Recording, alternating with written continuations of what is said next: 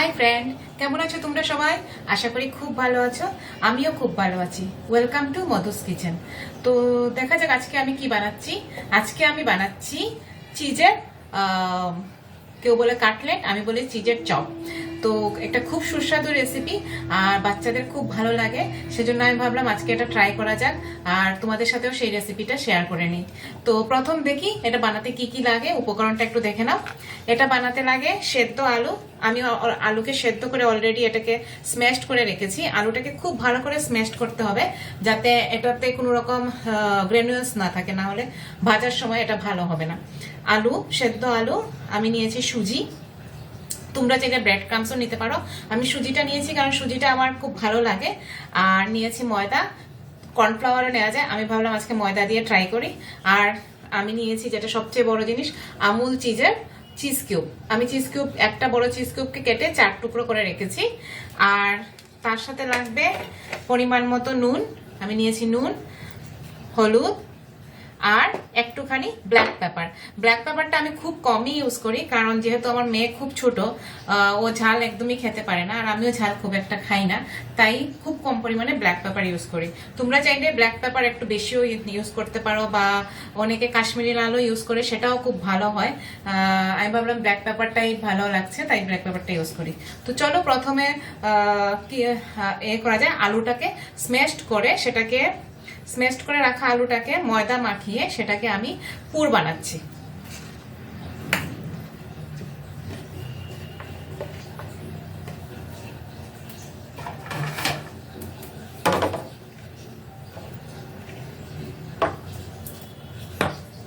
এই যে স্ম্যাশড করা আলু, সেটার সাথে আমি একটুখানি ময়দা ম্যাশড করে নিলাম। আমি দুটো আলু নিয়েছি, মাঝারি সাইজের দুটো আলু নিয়ে তাতে আমি প্রেসার কুকারে 2টো সিটি দিয়েছি, দিয়ে সেটাকে ঠান্ডা করে স্ম্যাশড করে নিয়েছি। আর এখন তাতে স্বাদ মতো এই যে এইটুকু নুন দিচ্ছি। আর আমি দিচ্ছি ব্ল্যাক পেপার। এই যে ব্ল্যাক পেপার দেখা যাচ্ছে নিশ্চয়ই, এই যে ব্ল্যাক পেপার, আমি দিচ্ছি ব্ল্যাক পেপার।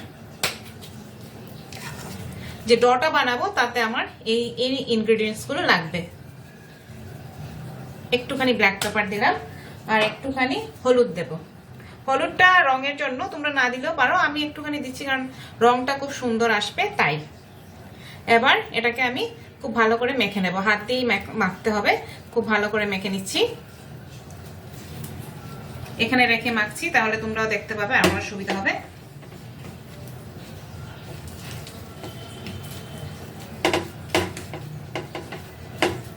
আলুটাকে খুব ভালো করে মাখতে হবে। আর একটা জিনিস মনে রাখতে হবে, যাতে আলুতে কোনো রকম গ্র্যানিউলস না থাকে, এটা যাতে পুরোপুরি স্ম্যাশড হয়ে যায়, না হলে কি হবে, মানে চপসটা ভালো হবে না।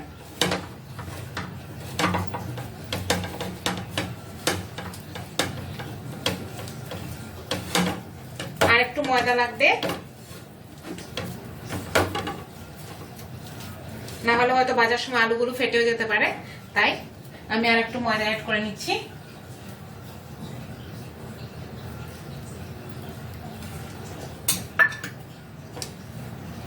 তোমরা চাইলে চালের গুঁড়ো বা কর্নফ্লাওয়ার দুটো অ্যাড করতে পারো, তাতেও খুব ভালো হয়। আমি ভাবলাম যে আজকে ময়দা দিয়ে করে দেখি, ময়দা দিয়ে করলেও মানে একটু সহজ হয়।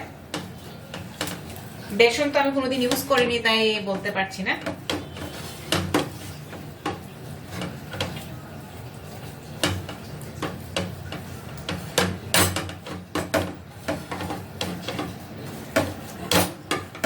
হয়ে গেছে আমার এটা রেডি।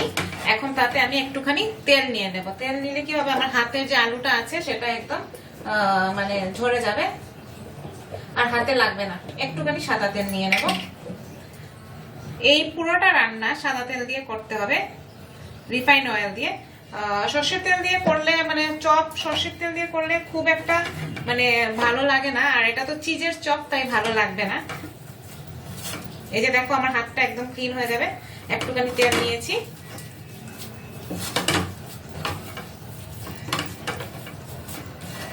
যেমন করে আমরা পরোটা তারপর রুটি এসব বানাই, সেম ভাবে সেটা বানাতে হবে ডোটাকে।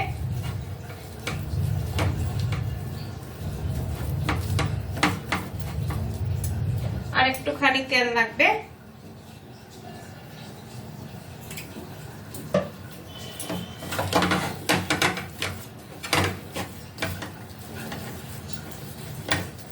ব্যাস আমার ডোটা রেডি হয়ে গেছে। এবার সেটাকে আমি পুর হিসাবে বানিয়ে নেব। আমি হাতের মধ্যে একটু ময়দা লাগিয়ে নিচ্ছি।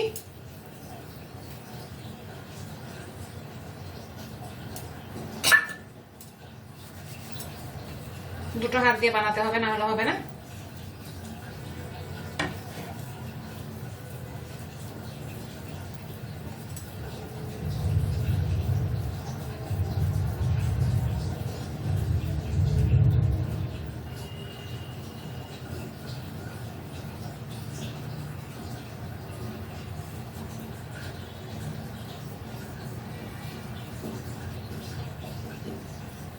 দেখো বন্ধুরা, এরকম ভাবে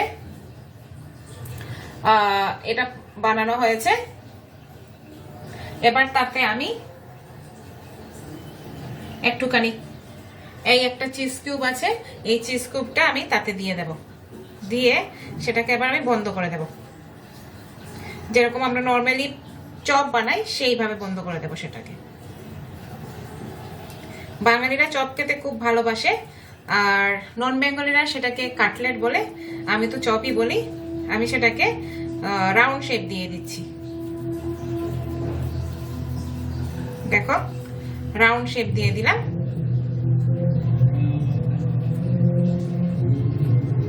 দেখো, এটা রাউন্ড শেপ হয়ে গেছে। এবার এটাকে আমি কি করব, এই সুজিটা আছে, সুজিটাতে এইটাকে আমি পুরোপুরি নাড়িয়ে দেব। সব সাইডে আমি সুজিটা খুব ভালোভাবে লাগিয়ে দেব। তোমরা চাইলে পুস্ত দিয়েও করতে পারো, পুস্ত দিয়েও খুব দারুণ টেস্ট আসে। আমি ভাবছি যে পুস্ত দিয়ে একদিন করে দেখবো কেমন হয়। নর্মালি আমি সুজি দিয়ে করি, তাই আজকে সুজি দিয়েই করলাম। ব্রেড ক্রামস বা এগুলো দিয়ে করা যায়, কিন্তু আমার খুব একটা ভালো লাগে না, তাই আমি সুজি দিয়েই করছি আজকে। দেখো, এইভাবে হয়েছে, এইভাবে হলো। এইভাবে আমি বাকিগুলো বানিয়ে নিচ্ছি, তারপর একসাথে ভেজে নেব। তো চলো বাকিগুলো বানাই। ফ্রেন্ডস, আমার চিজের চপ বানানো রেডি হয়ে গেছে। দেখো, দেখতে কত সুন্দর লাগছে। আমি ডেসক্রিপশনে এটার পিকচারও দিয়ে দেবো।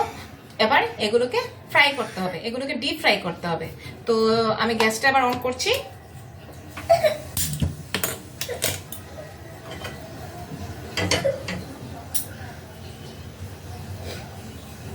গ্যাসটা অন করছি। আমার মেয়েও এসে গেছে, আসছি।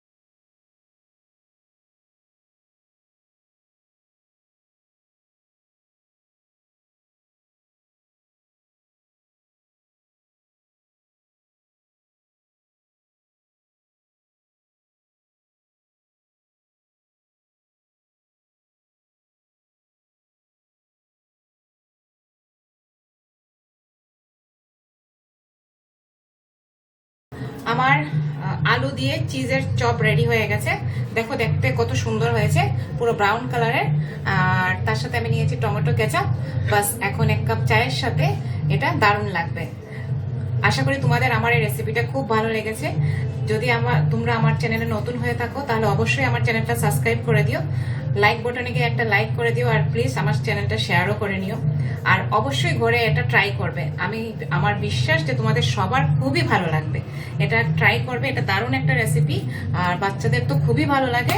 আমি একটা খুলে দেখাচ্ছি কেমন হয়েছে। দেখো এই যে ভেতরটা এরকম থাকে, দেখো চিজটা, দেখো পুরো চিজটা মেল্ট হয়ে গেছে। দেখো দেখতে কত দারুণ হয়েছে, পুরো চিজি। বাচ্চাদের খুব ভালো লাগে, বড়রাও খেতে খুব ভালোবাসে। তো আমার বিশ্বাস তোমাদের সবার খুবই ভালো লাগবে। তো প্লিজ এটা ঘরে ট্রাই করো, আর আমার চ্যানেলটাকে লাইক করে দিও, শেয়ার বাটনে গিয়ে শেয়ার করে দিও। তো আজকের জন্য এটাই। টিল দেন আগামীতে আরেকটা নতুন রেসিপি নিয়ে আসবো, কোনো সুইট বা নোনতা কোনো কিছু রেসিপি নিয়ে আসবো। Till then take care, bye bye. সবাই খুব ভালো থেকো, সুস্থ থেকো, আনন্দে থেকো, আর নতুন নতুন রান্না করো। আর আমিও নতুন রান্না নিয়ে আসবো, তোমাদের সাথে সেটা শেয়ার করবো। Till then take care, bye by.